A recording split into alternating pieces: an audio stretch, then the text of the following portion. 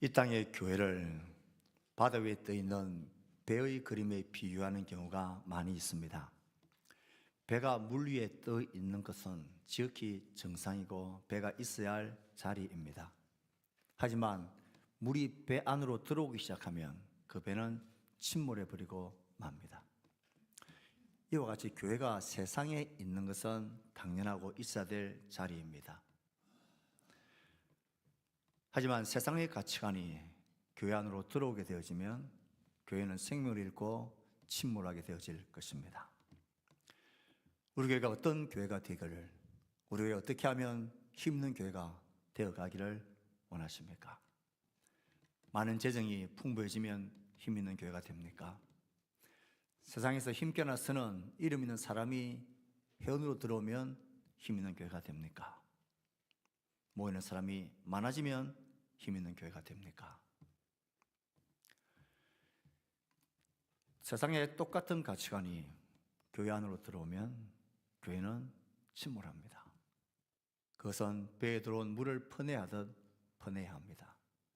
교회는 이런 가치관들을 막아내고 진리의 말씀이 교회 안에 채워질 때에 바른 말씀이 증거되어지고 바른 말씀이 받아들여지고 그 말씀을 따라 살아가는 순종의 믿음이 우리 가운데 차곡차곡 세어갈 때에 나의 신앙도 힘있게 되고 그런 교회 공동체도 힘이 있게 되는 것입니다. 그래서 교회를 교회되게 하는 것은 바른 진리의 말씀이 바르게 전해지고 바르게 순종되어질 때에 교회는 교회로서의 힘과 존재의 정체성을 잃지 않을 수 있습니다. 이 사실을 잘 알았던 바울은 이 중요한 진리의 바른 가르침을 하라고 디모데를 에베소 교회에 남겨두었습니다. 그에게 이 중요한 임무를 주면서 너 자신을 경건에 이르도록 연단해라. 육체의 연단은 잠깐의 유익이 있지만 범사에 유익한 경건의 연단, 이 땅에서뿐만 아니라 이 땅을 넘어서는 영원한 삶 속에서 유익을 주는 경건의 연단. 너가 만약 살아계신 하나님이 너의 소망으로 여긴다면 이 경건의 연단을 게으리 하지 말라고 말합니다.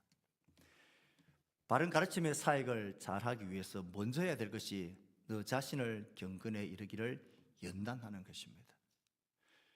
그래야 그런 너를 통하여 전해지고 들려지는 가르치는 말씀이 바르고 힘있게 전해지기 때문에 그렇습니다. 10절까지 경건에 이르는 연단을 힘쓰라고 말한 이후에 오늘 11절부터 16절까지 본문에서는 이제 그런 디모데가 감당해야 될 사역들, 가르침의 사역들에 관하여서 말하고 정리를 하고 있습니다. 11절 말씀을 읽어봅니다. 시작. 너는 이것들을 명하고 가르치라. 이것들은 앞에서 계속 말해왔던 경건의 비밀들을 말하는 것입니다. 예수 그리스도의 비밀, 복음의 비밀, 진리의 기둥과 트인 교회가 붙들고 굳건해야 하고 지켜내고 선포해야 될 그 그리스도의 비밀, 경건의 비밀, 이것들을 명하고 가르치라. 이 짧은 한 구절의 말씀 속에 디모데를 향한 바울의 간절한 온도를 느껴야 합니다. 바울의 이 간절함은 그냥 가르치라는 것으로 말하지 않고 명하고 가르치라는, 명령하라 그리고 가르치라는 말입니다. 너가 가르치고 들려지는 그 말씀이 그들의 삶 가운데 역사하도록, 그 말씀을 따라 그의 삶들이 바뀌어지도록, 끊어야 될 것은 끊고 막아야 될 것은 막고 자신의 가치관과 삶의 태도를, 목적을, 방향을 바꾸도록 그 가르치는 정보를 아는 것으로, 듣는 것으로 끝내지 말고 그 가르침이 그의 삶으로 드러나도록 명령하여 지키게 하라는 것입니다. 우리의 신앙과 믿음의 수준과 정도는 성경에서 얼마나 많이 아느냐가 달려있지 않습니다.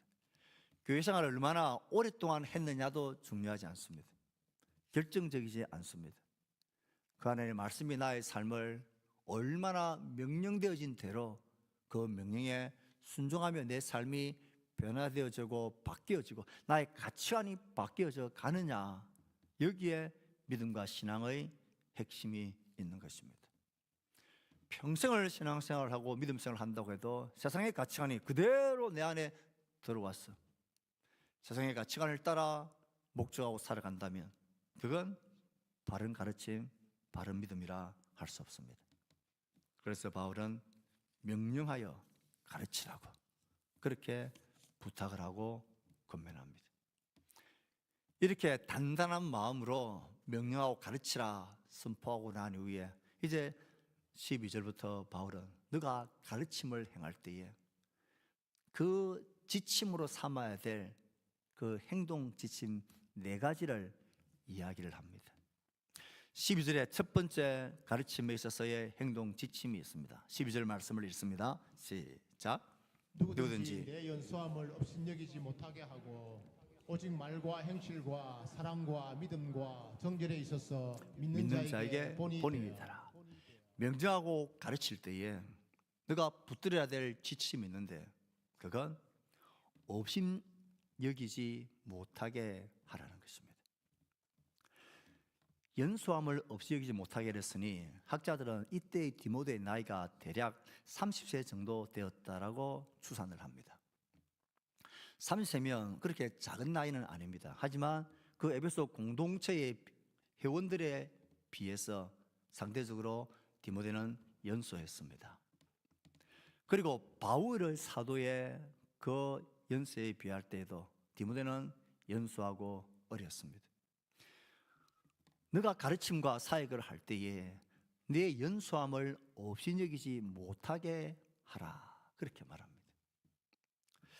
사실 사람이 나이가 나보다 조금이라도 한 살이라도 어리다면 만만하게 보는 태도가 유교 문화적에 있는 우리의 뼛속에 피 속에 흐르고 있습니다. 심지어 유치원의 애들도 처음 만나면 네 나이 몇 살이냐고 묻는 이런 희한한 문화 속에 우리가 삽니다. 나보다 나이가 어리다 그러면 내가 더 앞에 있다라는 이런 우울감을 나도 모르게 가지고 있습니다. 그 당시에도 이것이 심했던 것 같습니다. 그렇다면 내 연소함을 없이 여기지 못하게 하라 할 때에 사역자로서 만약에 우리식으로 이야기한다면 나보다 나이가 어린 목회자가 있다. 그런 목회자인 내가 나의 연소함을 없이 여기지 못하게 하기 위해서 취해야 될 방법은 뭡니까? 말을 섞지 않는 것입니까?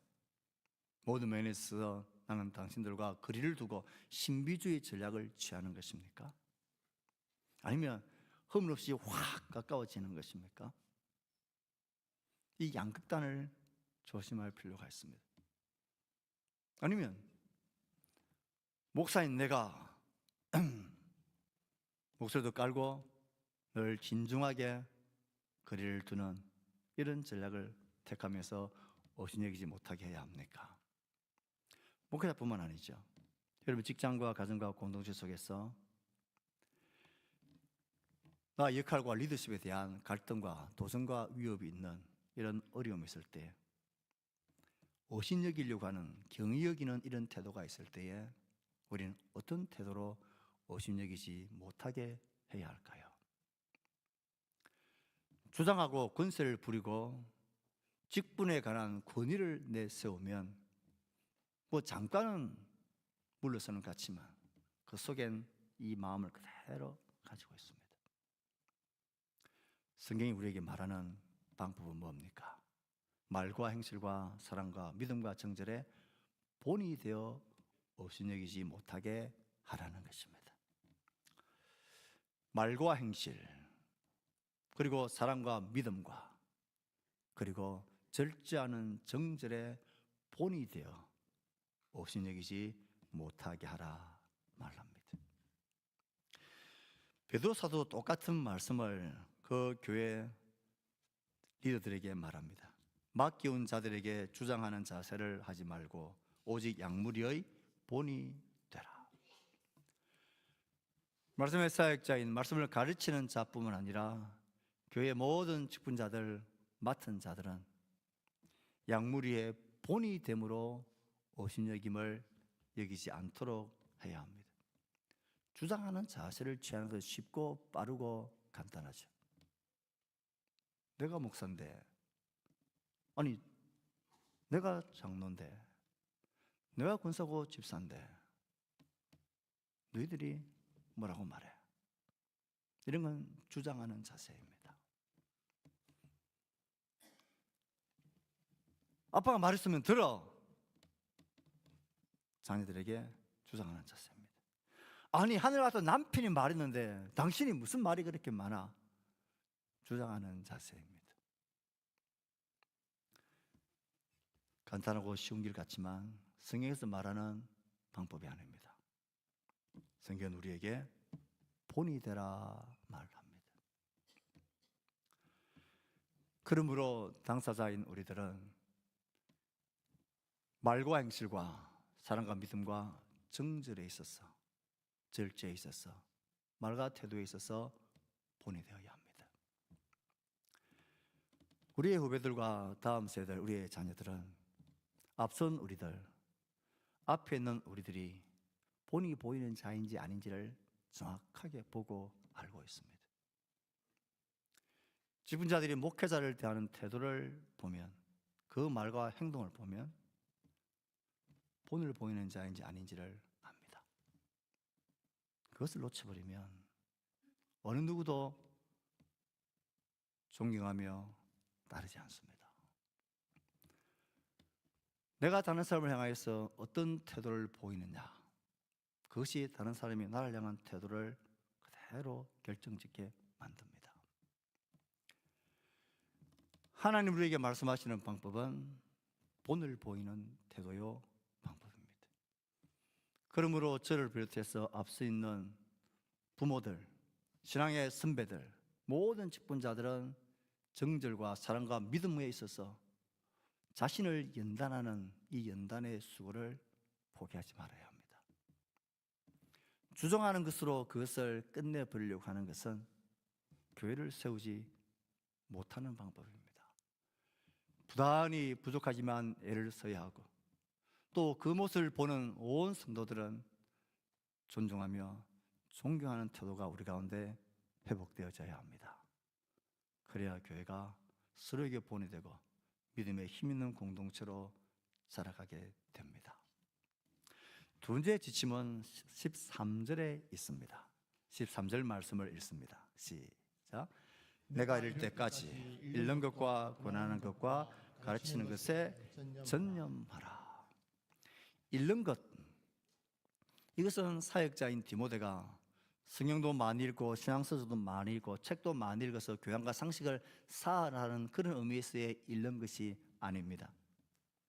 여기서 읽는 것이라는 것은 회중 앞에서 큰 소리로 읽는 것을 이야기를 합니다. 에스라 시대에 에스라가 그 백성들을 다 모아놓고 제사장들을 중간중간에 세워놓아서 율법에 큰 소리로 낭독했던 그 읽는 것입니다. 예수님이 회당에서 이사야서를 펴놓고 모인 그 회당에 있는 사람들에게 들을 수 있도록 읽어주는 것, 읽는 것입니다. 회중 앞에서 성경을 읽는 것이라는 뜻입니다. 지금처럼 그 당시에는 성경이 각자의 손에 개인적으로 다 들려있지 않았습니다. 회당에 가야 그 맡은 자가 그 두루마리를 펴서 읽습니다. 그럼 그 소리를 듣고 그 읽은 것을 가지고 지도자가, 교사들이 권면하고 그것을 기초로 해서 가르치는 것입니다. 지금 바울은 디모데에게 그것을 하라는 것입니다. 성경책을 많이 읽으라는 말이 아니라 너가 가르치고 명하는 이 명령과 가르침의 근거와 근위가 어디에 있느냐? 너희들이 읽고 듣고 있는 하나님의 말씀이고 그 말씀의 근거에서 분명하고 가르치는 것이지, 너희의 학식이나 너희의 생각이나 너희의 의견을 지식을 하는 게 아니다라는 것입니다. 교회에서 명령하고 가르치고 선포되어지는 이 모든 가르침의 말씀의 근거가 하나님에게 있다라는 이 자신감과 확신을 가지고 말할 때 너는 그렇게 명령하고 그런 근거를 가지고 가르치고, 하나님의 말씀의 근거에서 그 말씀을 읽고 그 말씀을 권면하고 그 말씀을 가르쳐야 한다. 그 말씀을 듣고 청중하는 회중들과 성도들은 지금 그에게 들려지는 말씀이 하나님의 말씀이고 하나님의 뜻이 전해지고 있다는 사실을 무거운 마음으로 듣고 그렇게 말씀 앞에 서라는 것입니다. 설교자가 자기의 이야기를 하고 세상의 가치관과 이야기들을 말하는 것이 예배 시간에 하나님의 말씀을 권하고 가르치는 것을 대체해서는 안 된다는 것입니다. 교회는 처음부터 하나님의 말씀이 우리 가운데 읽혀지고 그 말씀을 근거로 해서 말씀으로 권면하고 가르치는 것이 예배와 모임의 핵심이었습니다. 그러므로 그 자리에 모여서 말씀을 읽고 권면하고 가르치는 자는 어떤 마음이어야 하겠습니까? 부족하고 부족한 자가 이 떨리는 마음으로 하나님의 말씀을 생각하고 묵상하고 준비하여서 그 말씀을 근거하고 풀어서 가르친다라는 이 떨림과 경외감이 있어야 합니다. 그 말씀을 듣고 있는 회중들은 어떤 마음이어야 했습니까? 지금 그 말씀이 하나님이 우리에게 읽혀주고 들려주는 하나님의 말씀이라는 이 경외감이 우리 가운데 동시에 있어야 합니다. 예배 시간에 말씀을 듣는 태도와 자세가 집 거실에서 관리 사무실에 안내 방송을 듣는 것 같은 태도와 마음으로 그렇게 듣는다면 그건 잘못된 것이라는 것입니다.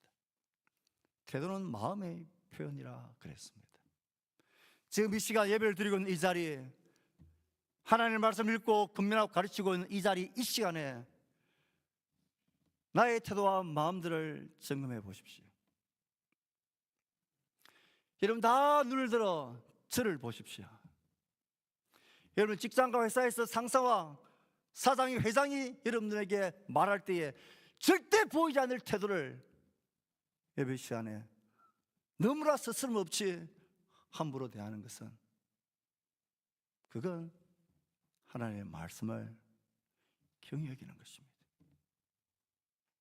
눈을 떠야 하고 시선을 맞춰야 하고 그 말씀 앞에 겸손히 응답하며 그 말씀이 그러한가 생각해야 합니다. 교회에서 가르쳐지고 공적으로 선포되어지는 하나님의 말씀은 그 근거와 근위가 사람에게 있지 않고 하나님의 말씀을 읽고 그 말씀을 기본해서 권하고 가르치는 이 일에 전념해야 하고 우리는 그렇게 말씀 앞에 서야 합니다. 그 태도가 하나님 향한 우리의 겸손하고 겸비한 태도인 것을 잊지 맙시다. 세 번째 지침은 14절에 나옵니다. 14절 말씀을 읽습니다. 시작. 내 속에 있는 은사 곧 장로의 회에서 안수받을 때에 예언을 통하여 받은 것을 가볍게 여기지 말며. 세 번째 말씀을 명령하고 가르칠 때에 기억해야 할 행동 지침은 너가 하나님께로 받은 은사를 잘 활용하여 개발하라는 것입니다. 그가 언제 어떤 모임에서 누구에게 안수를 받았는지 나와 있지 않지만 지금까지 그에게 부탁했던 참된 자들과 거짓된 자들을 분별해서 권면하고 가르치는 경건의 비밀을 말하는 이 가르침과 관련된 은사임에 틀림없습니다. 하나님 우리에게 은사를 주신 목적은 분명합니다. 우리 저마다 모두에게 주신 은사의 목적은 분명합니다. 그 은사를 잘 발휘하고 활용해서 하나님 얻는 교회를 세워가기 위함인 것입니다. 하나님 우리 주신 모든 은사는 하나님이 그의 예언의 말씀을 통하여 부르셨고 하나님이 성령으로 은사를 주셔서 그를 준비시키셨고 장로들의 은사를 예언을 통하여 장로들의 안수를 통하여 공적으로 그들에게 입증되어지고 주어진 위임되어진 은사이고 사역입니다. 그러면 우리 모두에게 주어진 은사를 교회를 세워나가는데 겸비함으로 해야 하고 그 은사는 개발되어져야 되고 더 성숙되어져 가도록 애를 써야 합니다. 교회가 진리의 공동체라면 진리의 말씀을 맡은 모든 교사들은 이 성경 말씀을 배우고 애쓰고 가르치는 은사를 개발해 가야 합니다. 그 일에 교회는 투자를 해야 합니다. 말씀에서 알려진 목회자가 말씀을 연구하고 말씀을 배우고 훈련받는 일에 시간과 돈들이 들여지는 게 정상이고 찬양을 맡은 사역자들이 그 찬양을 배우고 기술을 익히고 연마하기 위해서 은사를 개발하기 위해서 교회는 배려하고 세워가야 합니다. 방실의 기술을 맡은 자들, 기계를 맡은 자들 어떻게 배워나가야 할지 그 세미나에 보내고 후원해야 합니다. 은사는 개발되어져야 하고 그럴 때 교회가 유익하고 힘있게 자라가는 것입니다. 우리 각자가 은사를 개발하고 그 은사를 교회를 세워가는 일에 유익하도록 주신 것을 안다면 그것을 잘 활용해야 되고 그것을 지지하고 개발해내는 일에 우리의 마음을 쏟아야 합니다. 그럴 때 교회는 진리의 공동체로 힘있게 써가게 됩니다. 마지막 네 번째 지침이 15절에 나옵니다. 15절 말씀을 읽습니다. 시작. 이 모든 일에 전심전력하여 너의 성숙함을 모든 사람에게 나타나게 하라. 명령하고 가르치는 진리의 말씀을 가르치는 이 일을 할 때에 15절에서 주고 있는 지침은 전심전력해서 성숙함을 이루라는 것입니다. 전심전력하다라는 이 단어의 원뜻은 그 안에 폭 잠기는 것입니다. 너 자신을 이 일에 몸과 마음과 영혼을 그 안에 푹 담그는 것입니다. 그 안에 온전히 잠겨서 이 일에 온 마음과 힘을 다하여 집중하며 전심전력하는 것입니다. 그러니 그 일에 집중하라는 것입니다. 집중하게 되면 그 결과 너희의 성숙함을 모든 사람에게 나타내게 하라. 이 성숙함은 다른 사람들보다 앞서 나가는 진보를 의미합니다. 발전을 의미합니다. 전날보다는 지금이 더 나은 전심전력할 때에 우리의 모든 은사와 우리의 모든 섬김에 있어서 그것이 진보가 나타나게 하라는 것입니다. 전심전력하여 그 일에 집중하고 개발하면 당연히 성숙함과 진보가 나타나게 되고 그렇게 나타나게 될 때에 그 일을 통하여 바른 사역과 바른 섬김이 이루어진다는 것입니다. 이 말씀 앞에 가만히 겸비하게 서보면 우리는 보통 우리의 관심이 저 사람을 보고 알고 생각할 때에 우리의 첫 번째 관심사는 그가 어떤 직분을 가진 사람이지? 그가 어떤 위치에 어떤 역할을 하는 사람이지? 여기에 우리의 우선 마음이 갑니다. 아, 그가 목사래. 아니, 목사님이래. 그가 장로님이래. 그가 누구래. 그 맡은 직분과 그 맡은 역할에 무엇인지에 따라서 그 사람을 신앙과 성숙을 말하고 싶고 생각하게 되어집니다. 그걸 중요하게 생각합니다. 그러나 오늘 하나님의 말씀을 가만히 보면 그것보다 더 중요한 게 있습니다. 모든 맡은 자에게 그 일에 전심전력하여 집중할 때에 그가 어제보다 더 나은 하나님의 사람으로 더 성숙하고 더 앞서 있는 진보된, 그래서 우리가 본을 삼고 따라가고 싶은 그런 사람으로 되어가고 있는, 그가 지금 성숙으로 향하여 나아가고 있는 그 일에 힘을 써서 긋고 있는 사람인지, 그 일에 우리가 따를 만한, 본을 보일 만한 그런 매력이 있는 사람으로 그가 지금 자신을 성숙함으로 이루어가고 있는 사람인지, 그가 지금 어떤 사람이 되어가고 있는 자, 그게 훨씬 중요합니다. 지금 내 삶에 가장 중요한 것은 지금 내가 어떤 위치에, 어떤 역할, 어떤 자리에 있는 이게 아니라, 이게 지금 하나님 앞에서 나를 말해주는 게 아니라, 내가 지금 나를 부르신 그 부르심과 나를 향하여 주신 그 사명과 은사를 쫓아서 전심전력하면서 점점 발전되고 성숙해져 가고 점점 많은 사람들에게 본이 보일 만한, 그래서 모두가 부러워할 만한 매력적인 신앙생활은 저렇게 해야 되고 교회는 저렇게 섬겨야 되는, 저렇게 신앙생활하면 행복하고 자유한 사람이 된다는 그 모습만 봐도 본을 받고 싶다라는 이런 성숙함과 진보가 이루어지고 있는 그 걸음을 긋고 있는 자인지, 그리고 그 성숙함을 나타내고 있는 자인지, 이게 훨씬 중요합니다. 이것이 없으면 우리는 강박적이고 외식적인 경건주의와 거룩주의에 빠지게 됩니다. 이전에 똑같은 모습으로 주저앉아 있는 게으름을 우리는 주의해야 합니다. 특별히 바울은 디모데에게 전심전력하고 너희 진보를 보여라, 애쓰고 힘쓰라 말합니다. 그러므로 앞서고 말씀을 맡은 모든 자들은 이 일에 전심전력해야 합니다. 그리고 어제보다 나은 신앙의 성숙과 진보가 우리의 자녀들 앞에서, 우리의 후배들 앞에서, 우리의 다음 세대 앞에서 보여야 합니다. 그게 우리의 책임입니다. 그럴 때 교회는 진리의 말씀과 함께 힘 있는 교회로 자라가게 될 것입니다.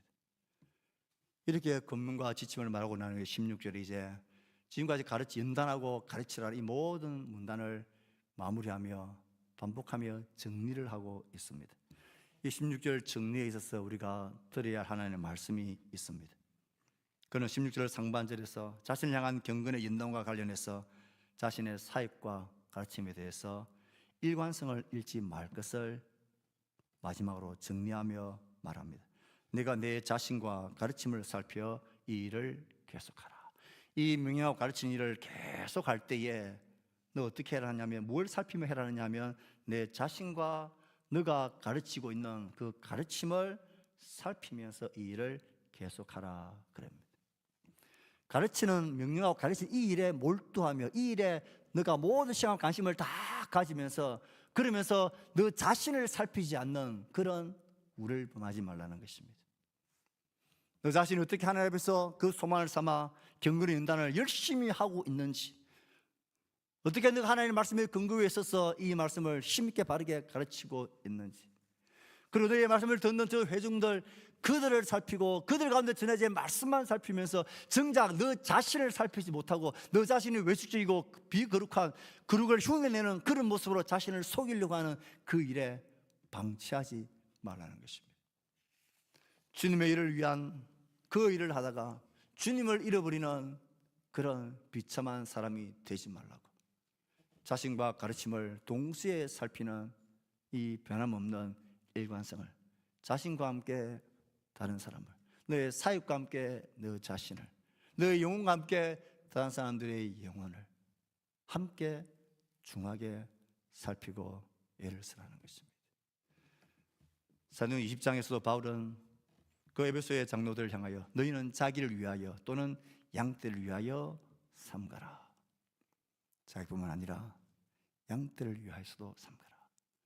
자신과 자신의 모든 사역을 동시에 살피는 이런 영적인 균형을 잃지 말아야 합니다. 사적인 삶과 공적인 삶, 가르침과 가르침을 받고 따르는 행함 사이의 괴리감을 조심하라는 것입니다. 너는 따르지 않으면서 따르라고 말해서는 안 되고, 너는 그렇게 하지 않으면서 니는 그렇게라고 말하는 것도 조심해야 합니다. 나는 못해도 너는 하라는 식의, 이것은 외식과 거룩주의로 나가는 지름길입니다. 하나님 앞에서 개인적인 진실성을 잃지 않기 위해서 자신과 자신이 하는 가르친 일을 함께 일관성 있게 살펴야 합니다. 그 일을 살피면서 하라고 말합니다. 그리고 마지막에 이것을 행함으로 내 자신과 내게 듣는 자를 구원하리라. 왜 이렇게 명령하고 반복하고 강조하고 힘써서 이야기를 하는 걸까요? 왜 디모데에게 맡겨진 진리의 말씀의 가르침의 사역이 이렇게 중요하고 힘이 있어서 이렇게 강조하는 걸까요? 이를 위해서 어떻게 내가 전심전력해야 되고 자신의 경건에 이르기 위해서 연단해야 되고 어떤 마음과 태도로 가르쳐야 되는지, 왜 이렇게 자신을 살피면서 해야 되는지, 이것을 행함으로 내 자신과 내가 듣는 자를 구원하리라. 이것은 구원의 문제가 직결된다라고 바울은 말하고 있습니다. 구원? 구원이야 예수 믿고 천국 가는 거, 그게 다가 아니야? 예, 다가 아닙니다. 예수 그리스도를 닮아가고 그 나라를 세워가고 진리의 말씀을 쫓아 내 삶을 바꾸어가고 거짓 가르침들, 믿음에서 떠나는 모든 유혹과 도전들을 당당하게 맞서서 지켜내고 그 거짓의 영과 미혹한 영들을 거절하고 돌아서서 하나님의 말씀을 쫓아 진리의 영을 쫓아 살아가는 하나님의 백성으로 살아가는 그 일을 포기하지 않도록 그 일을 잘 이루어가는, 그래서 구원의 온전함에 이르는 진짜 구원받은 사람으로서의 그 증거와 삶들이 내 속에 나타나고 이루어지기를, 그 일을 위해서 이 자신과 이 듣는 자를 구원하게 되는 이 엄청나고 중요한 일이 결과로 있기 때문에 교회에서의 말씀의 사역과 가르침이 힘있게 바르게 스스럼 없이 전해지고 외쳐져야 한다는 것입니다. 사랑하는 성도 여러분, 오늘 바울은 디모데에게 너는 이것들을 명령하고 가르치라. 가르칠 때에 기억해야 될 지침들을 생각합니다. 본을 보이는 가르침들, 하나님의 말씀에 근거해서 가르치는 것, 주신 은사를 개발하고 집중하고 진보를 나타내는, 이것은 비단 목회자뿐만 아니라 말씀 사역자뿐만 아니라 우리 모두를 향한 하나님의 말씀입니다. 이 말씀에 우리는 때로는 가르치는 자로, 때로는 그 가르침을 듣고 따르는 자로 서 있게 될 것입니다. 예를 어떤 마음을 가르치며 어떤 삶을 따르고 있습니까? 저를 비롯해서 우리 모두가 주님의 이 말씀 앞에, 나를 보고 있는 자녀들 앞에, 나의 모든 말과 행실을 보고 있는, 태도를 보고 있는 성도들 앞에, 아내와 아이들 앞에 우리는 어떤 하나님의 사람으로 변화되어 가고 있습니까? 이 말씀이 우리 가운데 역동적으로 움직일 때에 개인적인 교회로서의 우리의 성전은 힘있게 생명 있게 자라가게 될 거고, 우리 공동체는 그렇게 진리 위에 세워지게 될 것입니다. 이 일에 우리 모두가 나서고 힘쓰는 우리 모두가 되기를 주의 말씀으로 축복합니다. 주신 말씀을 생각하며 우리 각자의 결심과 다짐과 반응을